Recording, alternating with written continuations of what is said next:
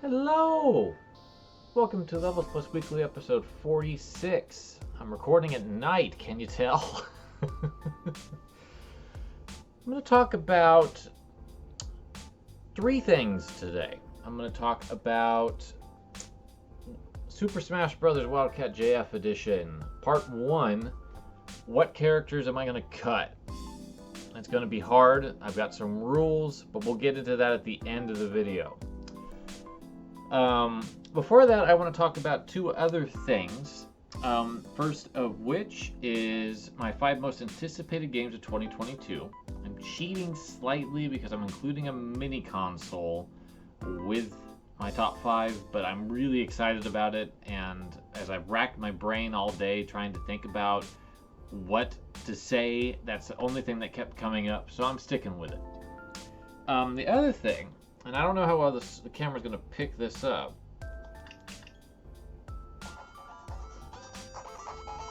but SNK versus Capcom Card Fighters Clash is on the Switch. It came out today as a surprise drop, and I hoped it would. I had really big hopes that this was going to happen following Match of the Millennium coming out last year. And it did today, the day after my birthday.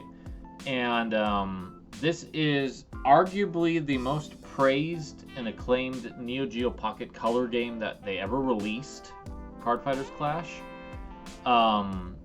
So just having it here on my Switch is blowing my mind right now. I found out about it as I was leaving for work, and the moment I got home, I bought it. That's how much I've been thinking about it. So I'll have impressions later. I literally just bought it, fired it up right before this video, just to kind of get a small taste of what it's like. But man, what an awesome birthday gift SNK gave me, I tell you what. So my 5 most anticipated games for 2022 that are currently known. This is not getting into predictions. This is not getting into speculation land. This is based on fact and reality. So number 5 is River City Girls 2. And I have the River City Girls replica cart I showed off last episode, hanging out here to represent that. And I love River City Girls 1. I thought it was a fantastic game.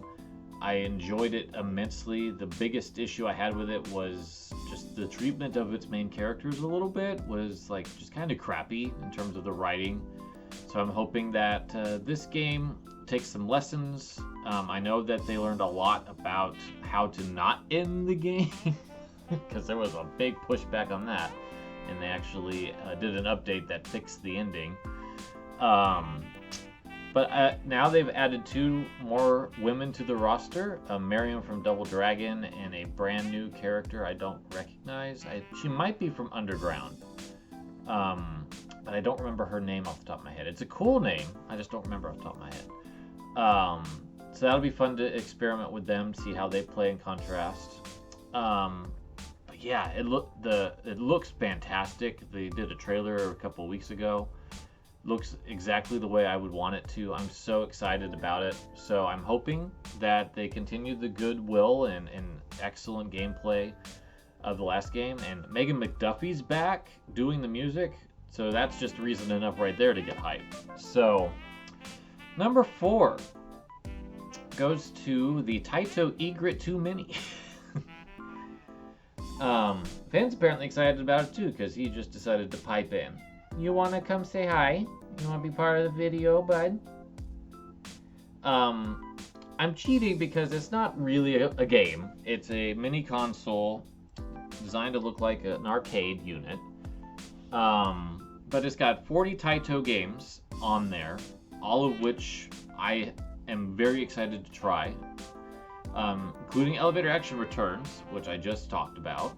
And a bunch of other great titles of theirs, including Bubble Bobble, Bust a Move, Elevator Action 1, Space Invaders, a whole slew of other games.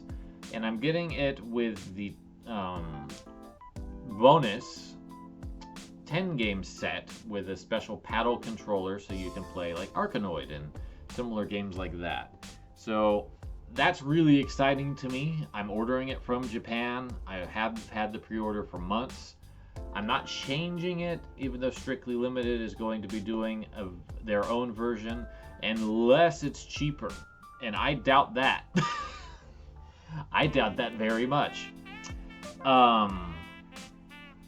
They'd have to do some incredible special edition stuff, like a huge like History of Taito art book or something, to get me to change my order.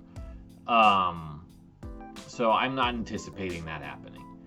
But I am very excited about it. I can't wait to get my hands on it and do a proper ranked, which I will say that I am planning to finally do the Astro City Mini ranked, as well as the Nintendo 64 and Genesis Switch Online apps, getting those articles going in the month ahead. I'm going to try to get a little bit more written content going on Levels Plus this year, because it didn't have a lot last year. Anyway, I digress. Number 3 is Splatoon 3. I want to know more. I almost put it at number 2, but I want to know a little bit more about what's being added into the game. I talked about this a little bit last time when I was talking about Splatoon 2, that I hope that everything that's in Splatoon 2 makes the jump. Salmon Run, the 3 ranked modes, and a great solo campaign that harkens more to Octo Expansion than to Splatoon 1 and 2's campaigns. But I want to see what the new stuff is before I get more hyped about it. Because I'm already hyped. I've already pre-ordered it. I'm ready to go. But there's something else that's coming out that I'm more hyped about as my number 2, and that's Pocky and Rocky Reshrined. And if you didn't know, Pocky and Rocky is a Super Nintendo series that originally was an arcade game called Kiki Kakai by Taito, which is also in the Taito Eager 2 Mini. That had an NES sort of port, and then they moved the series to the Super Nintendo with 2 entries that got localized here as Pocky and Rocky. The Super Nintendo games were developed by Natsume, who also did the Ninja Warriors for Taito. And that same team that did the Ninja Saviors, Return of the Warriors, is doing Pocky and Rocky Reshrined in the same way, and it looks incredible. And I cannot express how excited I am for that game, because Wild Guns Reloaded, fantastic. Ninja Saviors, one of the greatest games of all time.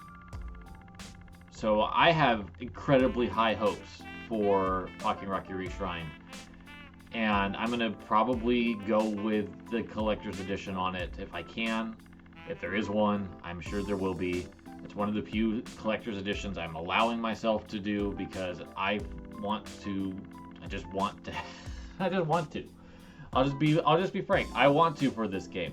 I've always enjoyed what little I've been able to play of the Kiki Kakai games, and I'm so excited to finally get my hands on a Pocky and Rocky game, because they are expensive, even in Japan. I've been looking at a Super Nintendo cart, and it's like starts at 120, and I'm like, oh, I want to play it. So that's really exciting. But number 1, probably to no one's real surprise given the rank on my top 111, is Breath of the Wild 2. Breath of the Wild 2 has done so much to get me hyped about it with so little. And honestly, the only thing that I'm a little bit upset about with Breath of the Wild 2 is Zelda falling down a hole, which I complained about immensely about in my E3 reaction. My hope is that that's not Zelda's fate for the entire game, that she's just buried and you have to go find her. I really hope that she's more involved, and my dream of dreams is that she's playable and that you actually play as Zelda at some point in this game. to just knock down that wall finally after all these years. But I am stoked to learn more about Breath of the Wild 2. There's been so little shown of it, but the very little teaser we got at E3 last year was incredible and makes me just want to know more. So that is my most anticipated game of the year. So with that minutia out of the way, and barring any pickups that might happen, I am expecting something, but it got delayed again, and I have a feeling I'm not seeing the end of the delays. So if magically there's something in the middle here, then I got it. I did get some things. Not the thing I was planning on. The thing I was planning on was Tokyo Mirage Sessions, but unfortunately Target couldn't find it. So they canceled it. So then I had this $25 gift card, and I'm like, well, what am I going to spend it on? So I reacquired Animal Crossing. Since I upgraded my Nintendo Switch Online to be the expansion pack, I now can goof around with the Happy Home Paradise and the 2.0 content. And I got it for $25 off, plus it was on sale for $10 off, so it worked out pretty well to reacquire it at this point. But that's not all. My parents were very kind and gave me $500 to spend on upgrading my equipment. So I got a Yeti microphone. I can't find the front of it. There it is. So my sound should be much better moving forward. I also got my own keyboard and mouse, and I got a monitor. I also got a webcam that has a ring light on it, so the lighting should be better, I hope. As well as a 512 gig micro SD card for my Switch, because I'm running out of space on my 128, and I got a really good deal on one. But since it's my birthday, I decided to treat myself, since I financed all this stuff and magically ended up being pretty cost effective in terms of paying it out to do it this way. So I got 3 games that are currently here, as well as one that is being shipped to me. Mario Golf Super Rush. It was on sale for $11 off. And yeah, I've heard some mixed things, but honestly, I'm gonna give it a try. I might like it a lot. I've always liked the Mario Golf games. Mario Kart 8 Deluxe was also on sale for $9 off. And, you know, I like Mario Kart 8, and I got rid of the Wii U one, so it was about time for me to get it. And I also got Hades for the PS5. I've been watching Keita Nash play it on the PS5. It looks great. It seemed to be the way to go. It also freed up 5 gigs of space on my Switch. So, yay. I also got Final Fantasy VII Remake Intergrade for the PS5, but that was being shipped to me. So, that's all of the things. Lots of stuff. I'm very excited about it all. The next step will be paying all of this off, and then the computer upgrade will be coming later this year. So that's pretty hype. I did get reclassed at my job. I don't remember if I said that in an earlier episode, but that finally did happen. The pay is going to be starting. I'm going to get retroactively paid for some stuff. So I'm very excited about that, and I'm going to put that into making this whole enterprise a better thing. So yay. All right, back to our regularly scheduled video. So let's cat intermission our way into the Smash Talk.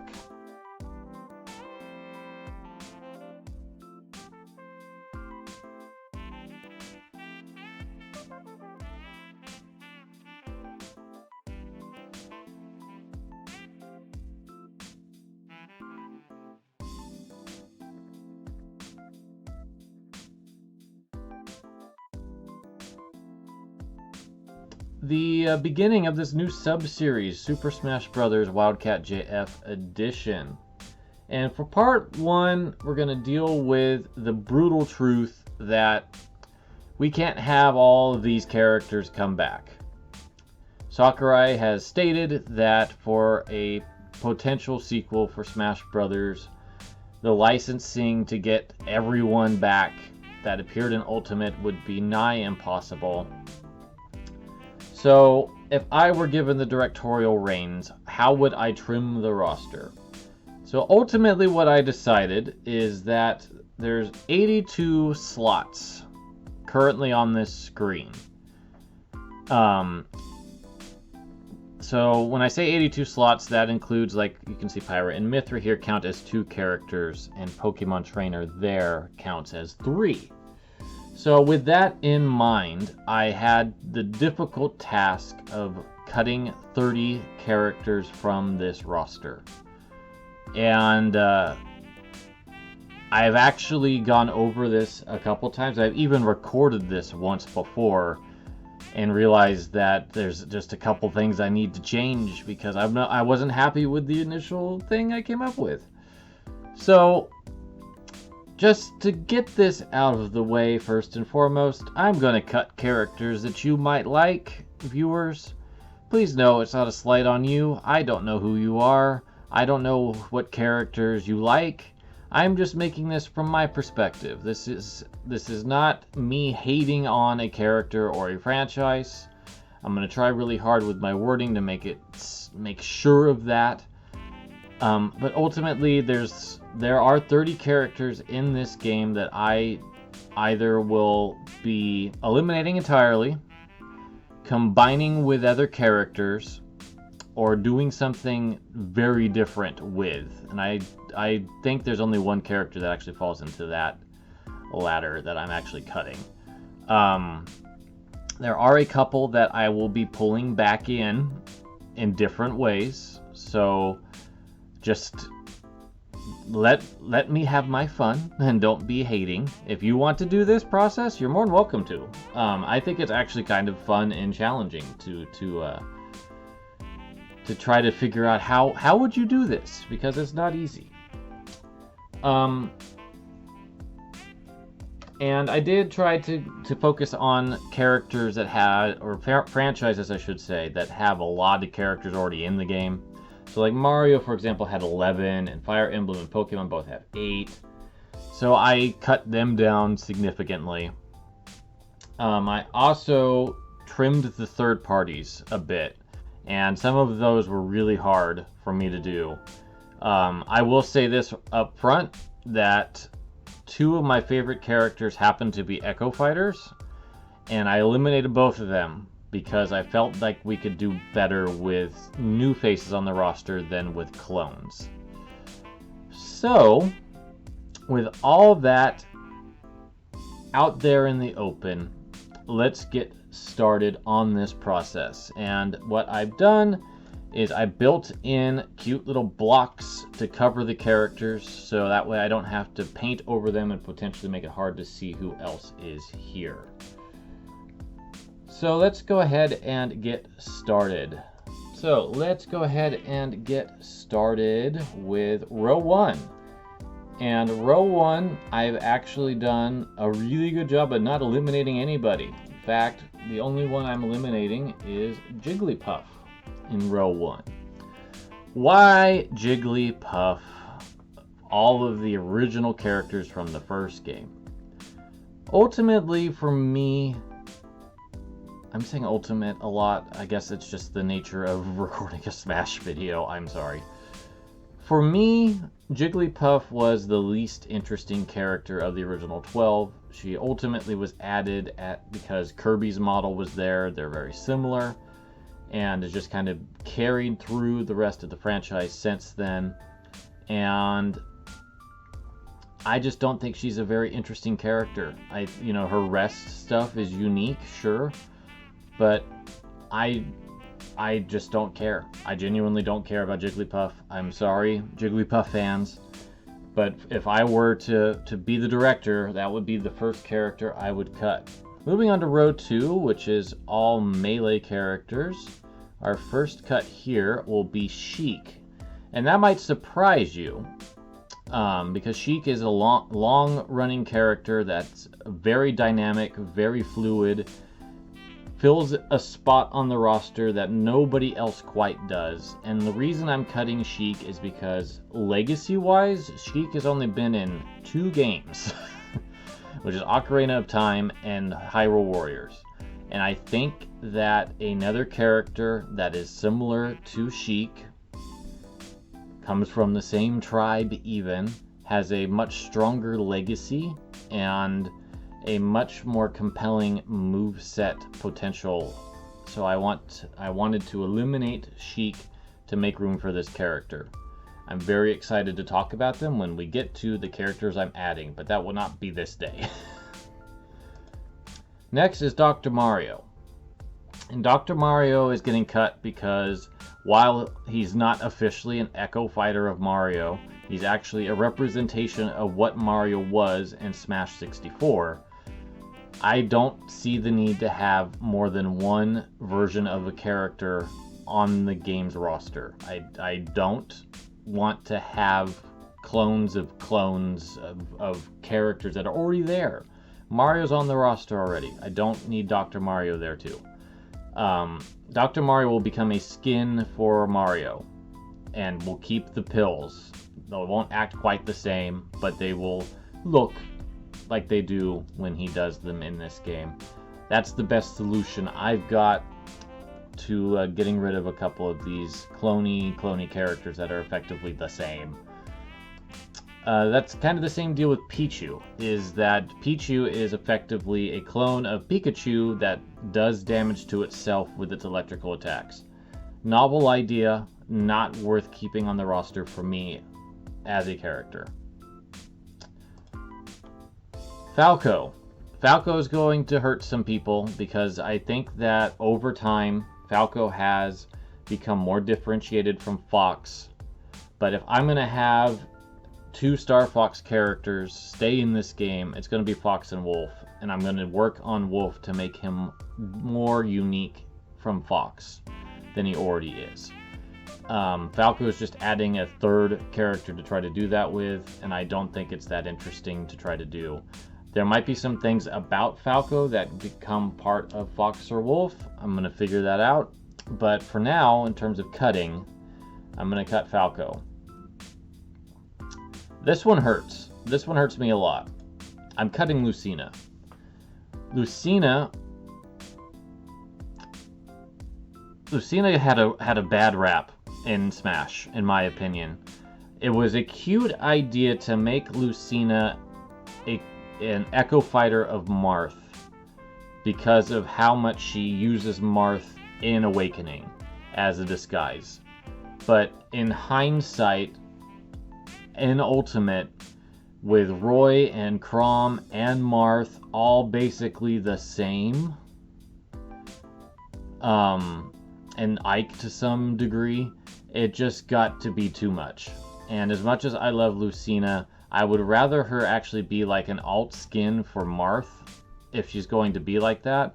And I have another character from Fire Emblem that I want to add that I love a lot more than Lucina, or practically anyone else from Fire Emblem on this roster, let's be real. And I think that she'll be a fantastic addition, and I can't keep Lucina on here because of how samey she is. I could work on trying to make her stand out, but there will be a character from Awakening sticking around, and I didn't want to have 2 from the same game. That's basically it. Young Link is gone because he's Link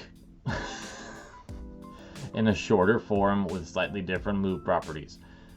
I will say in Ultimate that they did do some good work to make Link Breath of the Wild more distinct. Got rid of the hook shot for one thing, changed his bombs to be a remote versus timed. But I don't see the need to have Young Link, Toon Link, and Link in this game. I think that there's another character that pulls on that Link legacy that's more interesting, and we'll see what I'm talking about in a couple episodes. So that's the end of that second row. We're going to move on to the third row and wrap up the melee with Roy being cut for almost the same reason as Lucina. Roy is a fiery version of Marth with a unique final smash, but ultimately, in terms of audience, in terms of accessibility, American and European players never got to play his game. And that's going to come back and bite me when I add one of my characters in. You might be able to guess by what I mean by that. But ultimately, I think that Roy's had his time, and it's time for him to ride into the sunset. And Chrom is also gone. He's basically a hybrid of Roy and Ike is not that far removed from Marth. So I made the choice to cut him as well. So yes, Robin's the one that's staying. So now we move into the Brawl characters. And the first one I'm cutting is actually not from Brawl, but it's Dark Pit, who is an Echo Fighter of Pit. And it's basically the same argument about Lucina and Young Link. I don't see the need to have variants of the same character. And Dark Pit is a mirror image of Pit from a dark universe. I haven't played Uprising, so I can't get into specifics, but I just don't think we need to have Echo Fighters that are direct rip-offs that are the same character effectively. So Dark Pit is retired. Now, this one's going to probably get me some flack because I think that a lot of people enjoy playing this character, but Zero Suit Samus is also being retired. Regular Samus is in the game. That is the version of Samus you play in 95% of Metroid games. You don't play as Zero Suit Samus for very long in Zero Mission or Other M, I think are the two games that you can play in that suit. It's a bit sexist, honestly. Even with the tweaks that they've made, they gave her high-heeled boots that are very impractical to run around and fight in. Sure, she'll do it, but that's because she has no autonomy or agency because she's a character. And for me, if I'm going to have Samus in this game, it's going to be Armored Samus. It's going to be Power Suit Samus. And Zero Suit Samus just doesn't need to be here. There's another character that I think I can probably use to step into that role of the quick, agile, paralyzing character. I'll have to see if I could think of a perfect fit for that, but I don't want Zero Suit Samus in this game. That's just me. Wario's gone, but don't worry. Wario is one of those characters I mentioned at the top that I'm going to be doing something unique with, something cool with. I really have been brainstorming this and having fun thinking about how they would work. Yes, there's a hint for you. So don't worry about Wario. He'll be in the game, just in a different way. My big beef with Wario in Smash as is he doesn't feel very representative of anything about the character beyond WarioWare, kind of. Like, he has the bike, and he has the Wario Man Final Smash, and I think both of those will probably stick around in the moveset. But there's nothing really about Wario that calls back to his Wario Land days, or anything else, really. It just feels like it's not properly addressing the character's depth. So, Snake being cut, that's going to probably hurt some people. Snake is a popular character, Metal Gear's a popular franchise. I greatly loathe Metal Gear Solid. I think it's an incredibly sexist series and treats its women characters like garbage. And I just can't, in my personal Smash Brothers utopia, have a character like that stick around. And I'm very sorry for fans of the character, because Snake himself is not necessarily that bad. But I can't. I can't do it. I'm sorry. That's just a character that I have to cut for my perfect Smash game. So I probably got pretty close to deconfirming Ike earlier, but yes, Ike's also gone because he's not distinct enough from Marth for me to feel really compelled to keep him. Ike's one of those that I feel kind of bad about cutting. Because I think that he's definitely a step in the right direction after Roy and Lucina and Chrom to being something else, standing on his own. But I still feel like there's enough DNA from Marth hanging out in Ike to make me want to keep him. Diddy Kong is being cut, but as with Wario, I have a plan for him. So he's not gone from the game, he's just gone in this format. Hint, hint. Alright, let's move to the next row. And yes, I did eliminate a lot of Brawl characters, and I feel kind of bad about that, and I'm not even done.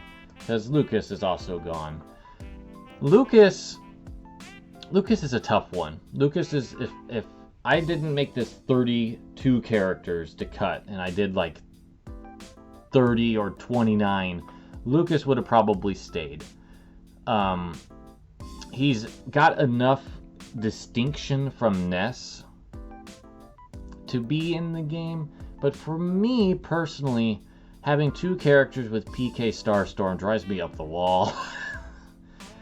And I don't have any connection to Lucas. I love Ness. Ness is my boy. I love Earthbound. Maybe if Mother 3 had been localized properly and I wouldn't have to go and get a repro to experience the game in a fan translation, I might feel differently, but ultimately I have no connection to Lucas. Alright. This one is another one of those characters that if I didn't have to cut 32 to get to a nice even 50, he would still be in the game. But it's Olimar. I am very sorry to all Pikmin fans by eliminating Olimar, because I don't have a replacement from the franchise in my planned additions to bring the franchise back. So Pikmin's going to be sitting my game out. And it's primarily because I like Pikmin 1 and 2. I think they're fine. But I don't have a strong attachment to either. And I know that there's some people out there that really, really do. And I am very sorry that I don't have that resonance to keep Olimar or Pikmin as a representative franchise in this game. In terms of a character. This one is one of those that I just feel kind of bad about. Lucario's also gone.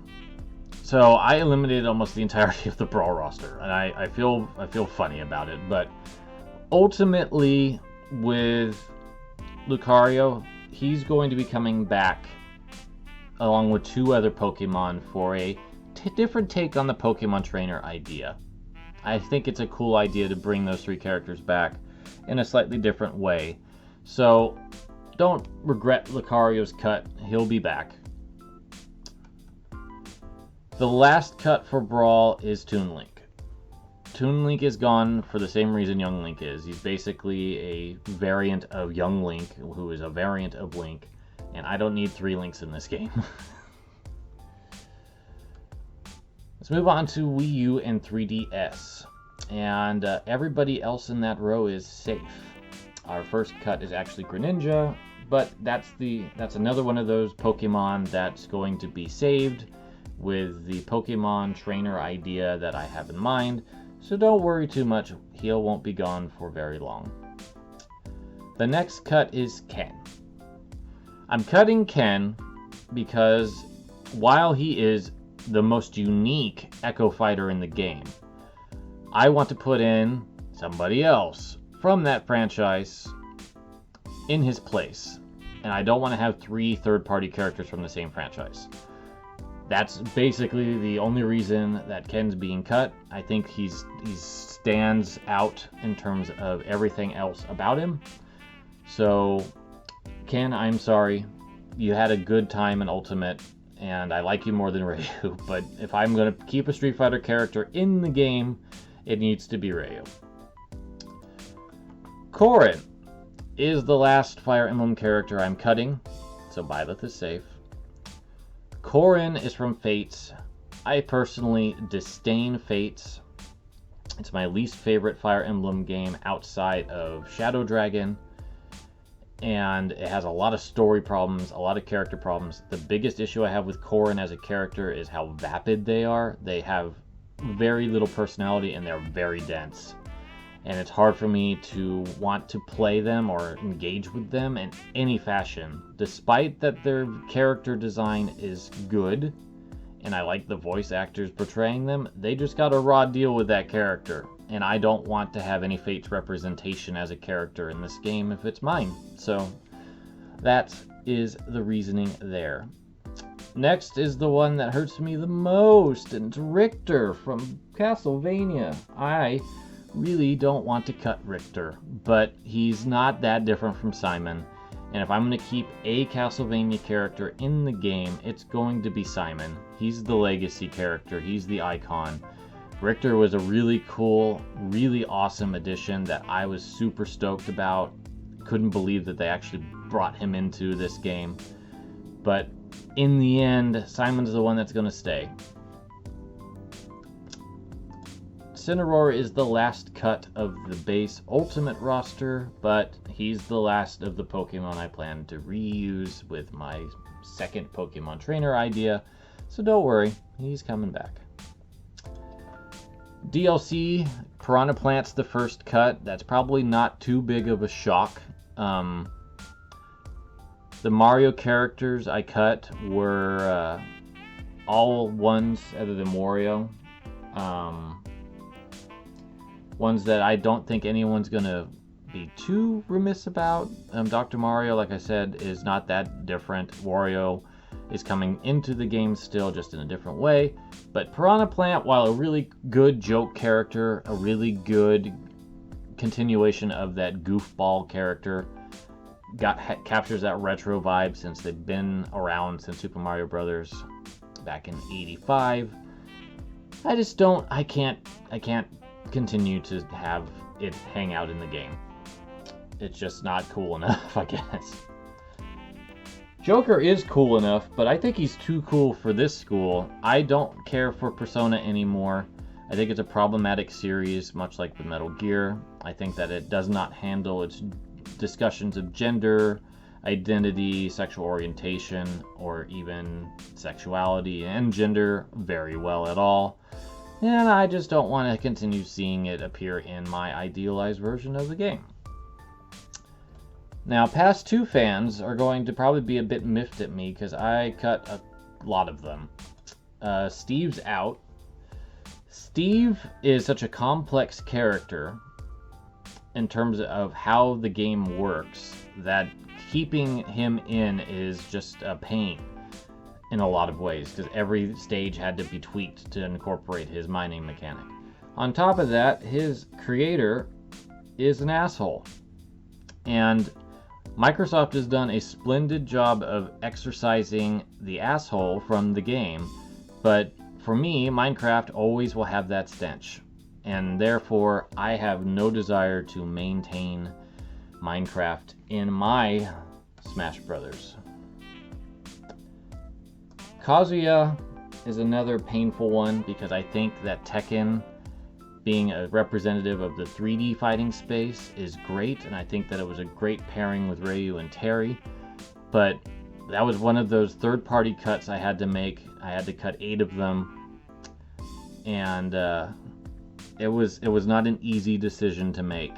And this one hurts too, because I know how many people were so happy about this edition, but yes, I'm cutting Sora.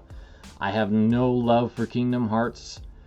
I have no desire in my idealized fantasy world of dealing with Disney or incorporating Disney into this as much as I adore things that Disney does, to my chagrin at times. It's just too much work, and I had to make a cut somewhere. So Both of those characters I do kind of regret cutting because I think that they are good additions to the roster, but ultimately I had to make cuts. The last three are the Miis. Cutting the Miis out. I think that the Miis are not what I want to see in Smash. I think that was cute. It was a novel concept, but ultimately the Miis just don't look very good in this game. And the costumes that they wear don't allow enough customization to allow me to use them in a way that actually represents the characters that they're cosplaying as. An easy solution to that would be, of course, to add a ton more customization into this, but that's not what I want to do.